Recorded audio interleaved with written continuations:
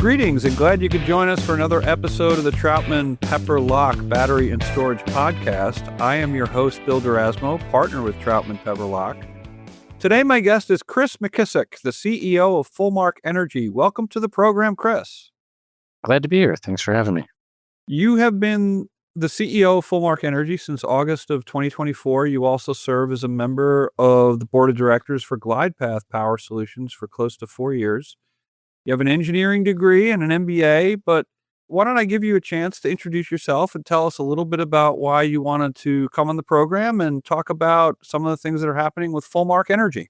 Yeah, no, I really appreciate this opportunity. And, as you mentioned, I've had a little bit of a stint here in the battery storage industry, and it's something that I've been close to and has been near and dear to me for a long time. When I look back at my career, I realized recently that I was part of a project that was under development that never went anywhere, but entered the interconnection queue in 2011. So I'm coming up on about 15 years of thinking about and developing and operating battery storage projects for a decade and a half. And it's been great. It's been really fascinating to see where things went from just sort of an early FERC mandate that battery storage be treated as an equal partner in the contribution to the grid to really coming around to being financeable as a key participant in keeping the lights on and keeping prices from going up. So excited to see that happen over what may feel like a long period of time, but it seems short in the spirit of the age of the grid here. At Fullmark Energy, we are a standalone storage developer, owner, operator, and have been focused on doing battery storage here now for a number of years. One of the earlier developers of battery storage in Southern California. That's where a lot of our focus has been to date. And I'm very happy for everybody to know that we've got 4 operating battery storage projects right now in California and continue to expand our footprint there and look forward to expanding our footprint nationwide. Excellent. Well, as a standalone storage developer, Fullmark, how do you feel like Fullmark distinguishes itself from other battery storage developers, grid scale storage developers? It's really that we participate in the full spectrum of develop, build, own, operate is one thing. We're not the only people doing that, but it is a distinguishing factor when you've got a lot of people in the space that are developers only. And then you've got some folks that are asset management only and don't do their own development. One of the ways in which we find ourselves bringing something special to the industry is we've got a team that is really creative, I'll say. The way that we implement creative contracting structures and balance the risk and revenues from merchant and contracted areas of the value stack is really going to come to bear as we go through hard markets and then as we go through uptimes in certain revenue conditions present themselves. So my team is not explicitly a fully contracted, long dated, high operational risk portfolio, but it isn't a all merchant portfolio either. We've got contracts in place that have various durations. We have contracts from different counterparties. And we blend that together to make a really risk-balanced portfolio of operating assets. So for the uninitiated, I think what you're talking about is you've got a mix of contracted resources where you'll enter into a long-term agreement with an off-taker, and then you've got some of your capacity that you allow to be bid into the market, be entered into the market. And it sounds like you've got your projects mainly in California, so that means the California ISO markets. But I'm also interested in that you are based in Chicago, in the Chicago area. So I don't know if that means that you have an interest in PJM and or MISO, given your experience with the likes of ComEd and others. So I just was wondering if you could speak to some of those other markets.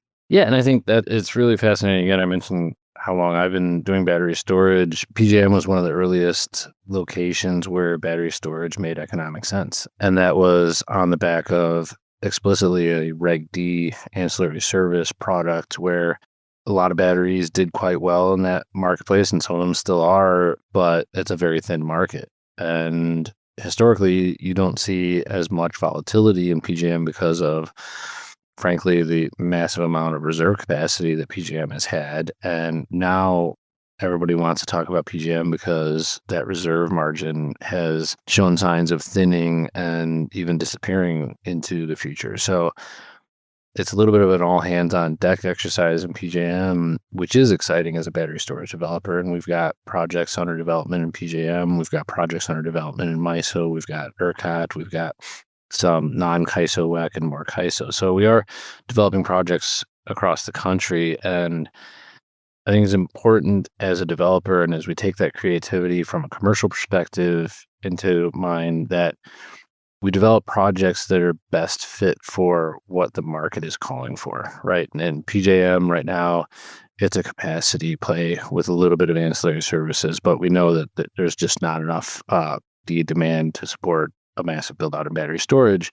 So how do you match projects to where demand is going to show up?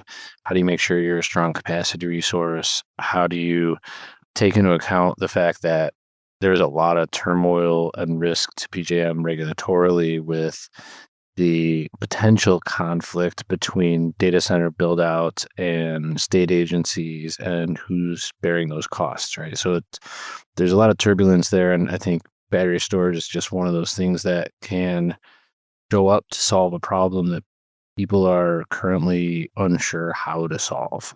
There's a lot of different ways in which you can do that. Obviously, MISO presents very similar characteristics, but it is spread over a larger geography with, I think, a little bit more regional specificity to it.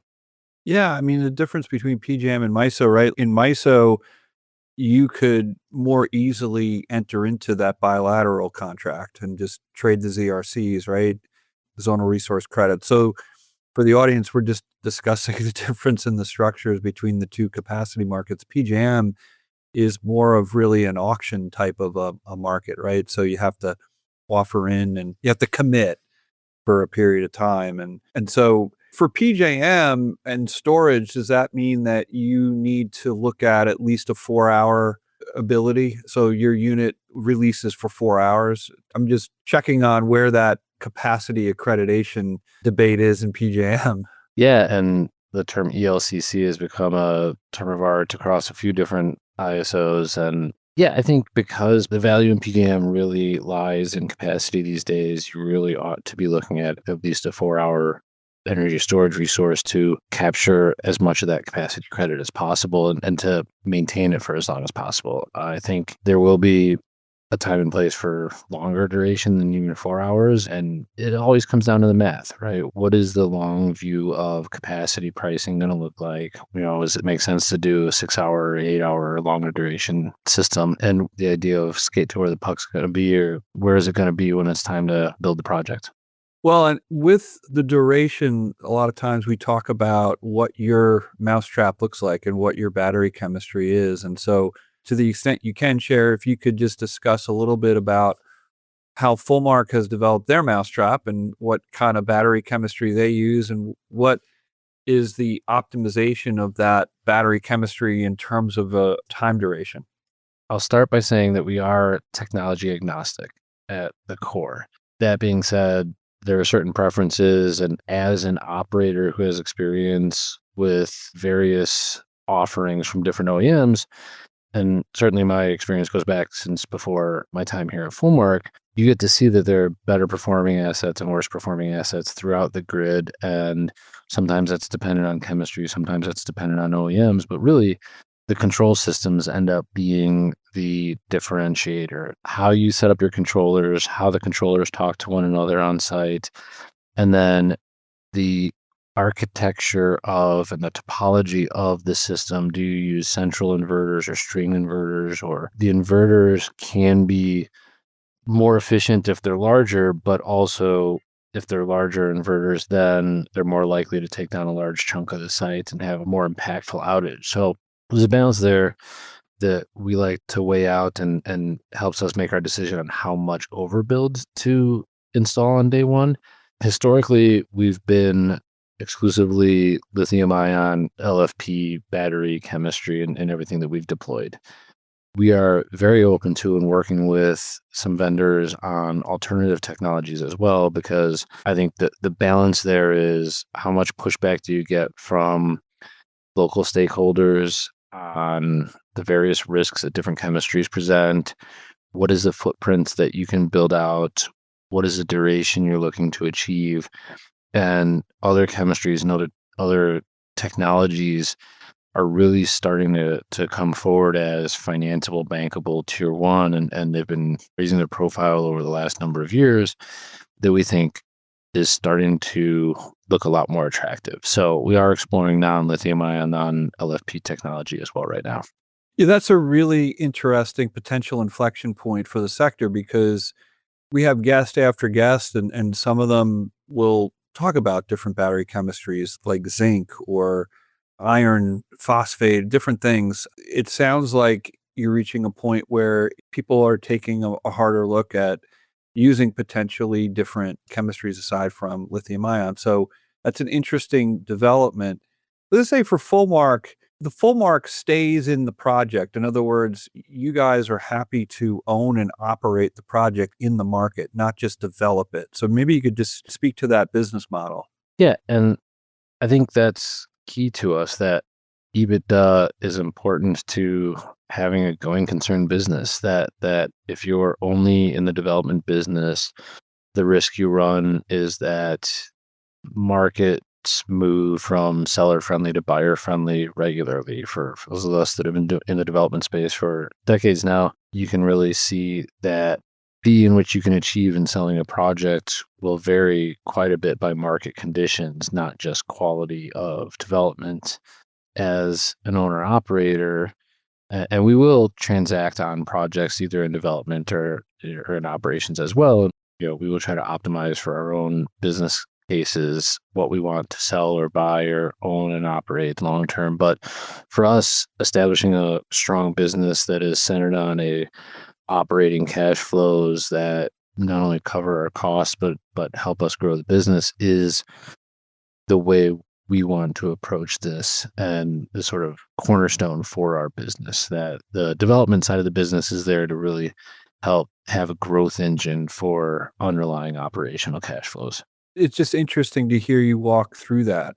And because it really is a different model, because we've had others on the program that are really, they'll build the project, but it's usually a build transfer scenario. They build it, turn the keys over, somebody else owns it and operates it going forward. So in terms of business challenges for you, how does that look in terms of you have to go out and raise equity or you have to go out and take on debt? So how has that environment been in recent years, and what role do you personally play in making those decisions or making those interactions where you have to go out and procure the capital? Yeah, raising capital is always a challenge, and is even more challenging when you have, I would say, a dynamic regulatory environment. So we've certainly seen easier and harder times in the life of our business. The kind of capital you can raise, the cost of that capital, the T's and C's that you can achieve in the details of the documentation and the commercial terms. I won't say that it's ever an easy market to raise capital in. Last year was particularly challenging to raise capital in. And I think we're starting to see signs of easing in the ability to raise capital, whether it's debt, whether it's equity, topco, holdco, devco, operational. So I think things are coming back in our favor right now. And as things have settled down on the tariffs front, as the implementation of the Reconciliation Act comes to bear, as people realize that load growth is here to stay, and the debate around load growth is really how much load growth, not whether or not it'll appear. And I think in all reasonable states of the world where you're trying to predict the future here, the projected load growth far outpaces what the grid has seen for the last 2 decades. And so that fundamental underlying need for more energy, more flexibility, and more reliability exists no matter what's going on with the administration. And I think that lenders and capital providers are starting to see that.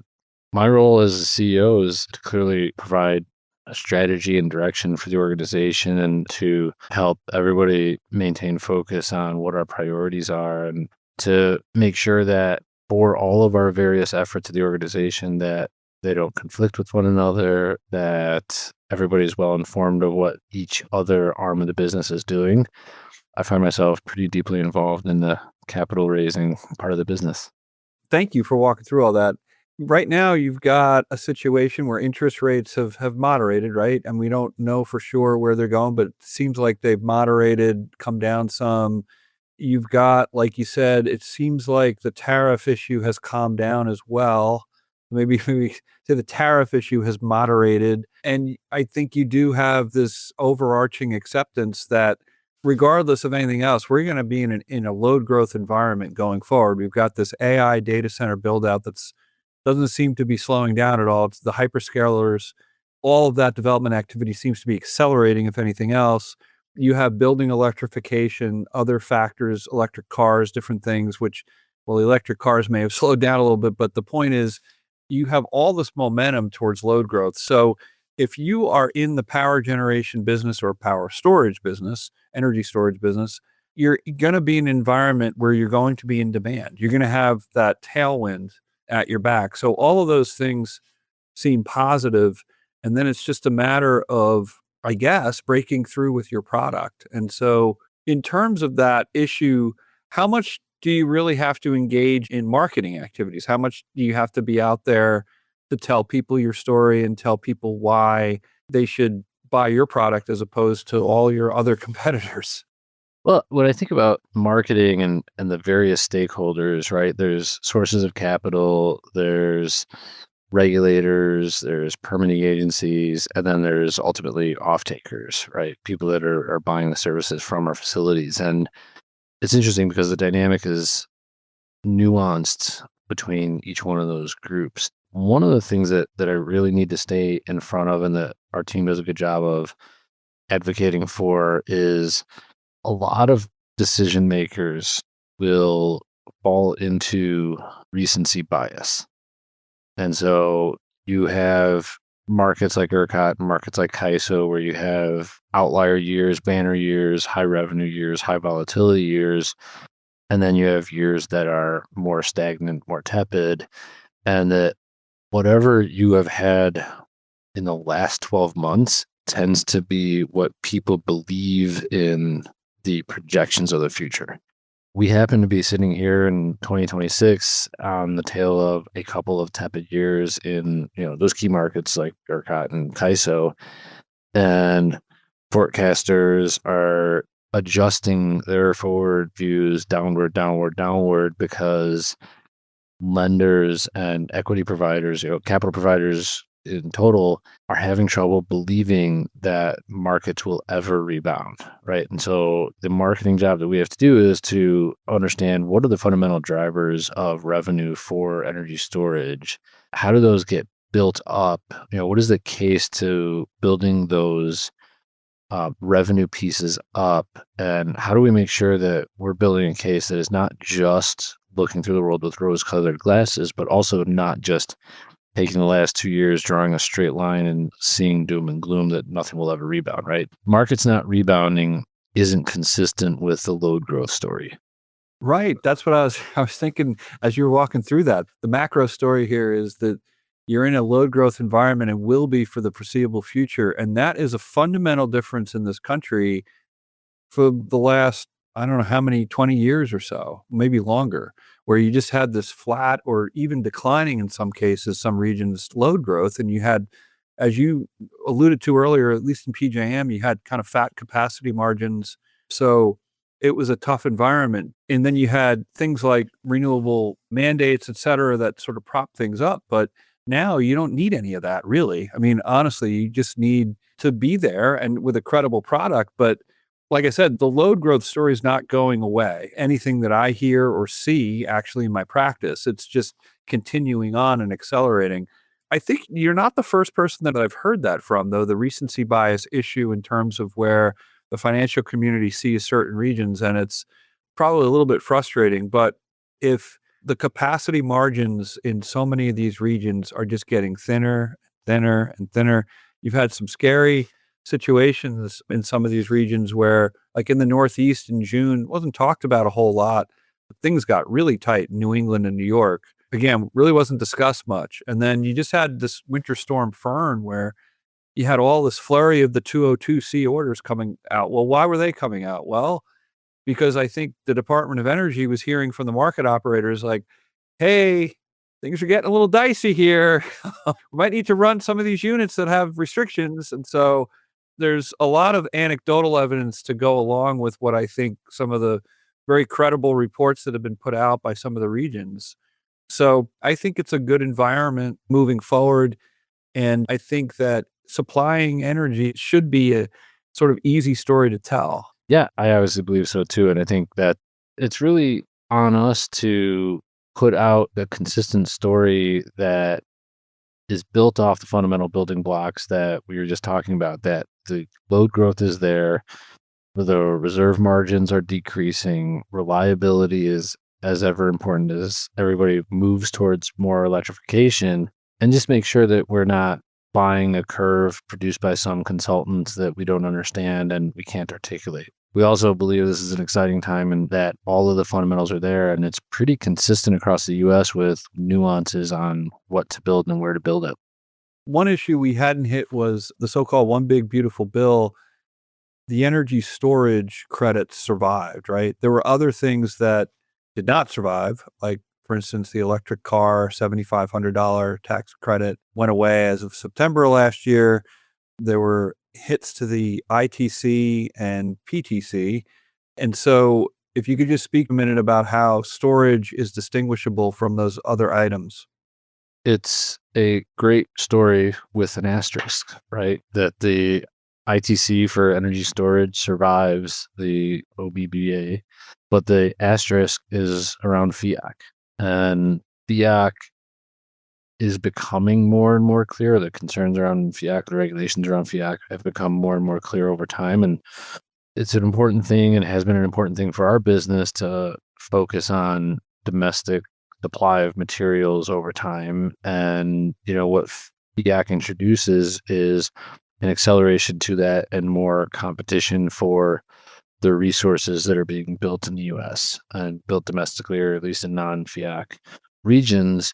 It cuts both ways in some ways, because with the fallout in the electric vehicle space, you can see a little bit more supply come online for battery storage. And you see lines switching from electric vehicle battery production to stationary storage production. And they're not exactly the same. And obviously there's differences in how the cells and modules are produced, but there's enough overlap and enough consistency in the process where we've always been the beneficiaries of the EV industry. And that if you look at how many battery cells, lithium-ion battery cells, are being produced for electric vehicles versus stationary storage, we were by far consuming a minority of that product being produced, but we're benefiting from all the research and development and the standards and the safety efforts and all of the technological advancements that were being made to support the electric vehicle industry. We, as a stationary storage industry, were reaping the benefits from. Now that electric vehicles demand is going to decrease by way of the regulations changing and the incentives changing, my desire and what we're starting to see is that the supply chain is reacting so that we can continue to support our projects as the stationary storage projects while bringing more content from the US and more non-FIAC or FIAC compliant products to bear, which is something that we were focusing on, pursuing domestic content in our projects before the OBBA came out. Yeah, because the Inflation Reduction Act also had some advantages, right? So the momentum was already building. But for the audience, FIAC is just the foreign entity ownership concern.